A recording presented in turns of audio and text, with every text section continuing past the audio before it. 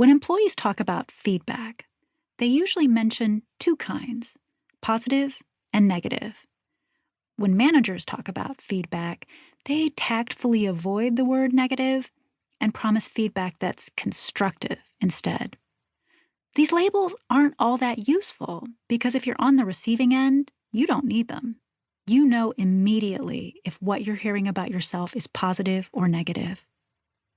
But there's a better way of categorizing feedback. As a people manager, you want to distinguish three kinds: appreciation, coaching, and evaluation. I first learned to think about feedback this way from Harvard Law School lecturers Douglas Stone and Sheila Heen in their illuminating book, Thanks for the Feedback.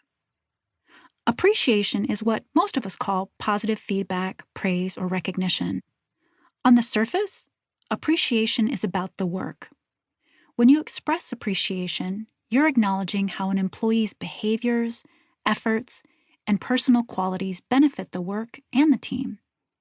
At a surface level, appreciation is about reinforcing a behavior. You tell Julia, "You were brilliant on that conference call this morning," and she'll try to repeat that performance on the next call. On a deeper level, appreciation is about the relationship. As Stone and Heen note, when you say, "You were brilliant on that conference call," you're also signaling, "Julia, I see you. You matter to me. You belong here." Coaching, in contrast, is feedback aimed at helping the other person adapt, pivot, learn, and grow. At its simplest, coaching is advice. Coaching is where you tell Scott, "At this part of the presentation, people were on the edge of their seats, but then you rushed your next point and lost that incredible momentum you'd built." At its most complex, coaching is transformation, where you work with Scott to identify when he flourishes now and how he can flourish more often. Some managers shy away from coaching because it sounds like too much work. But coaching can be as simple as checking in after a key meeting, contribution, or milestone, and asking 2 or 3 helpful questions. In the section on coaching, I'll equip you with those questions. What's important to realize is that coaching shouldn't be reserved for your favorite employees, for that promising new hire who reminds you of yourself 10 years ago. It's something you need to be doing for all of your employees. Evaluation is feedback that lets the other person know where they stand. It might be a ranking, a rating, or a comparison to peers. When Nicole asks, "What can I do to improve?" and you say, "You land 1 new client about every 3 days," and that's fine, but some people on this team land 3 clients a day. You're offering an evaluation. Sometimes the evaluation is very concrete. Perhaps you have to rate every employee on a scale of 1 to 5. And sometimes the evaluation is rather fuzzy.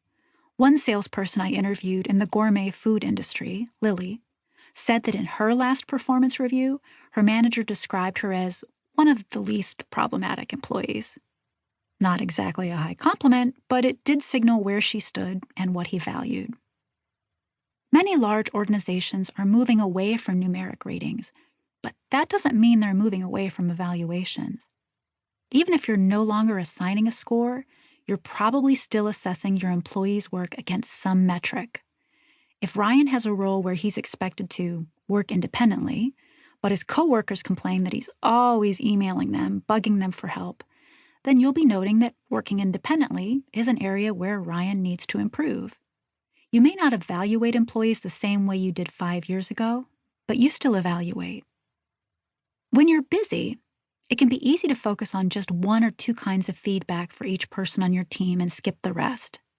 Indeed, a single feedback conversation might focus on just appreciation or just coaching, but every employee needs all 3 kinds, stress Stone and Heen.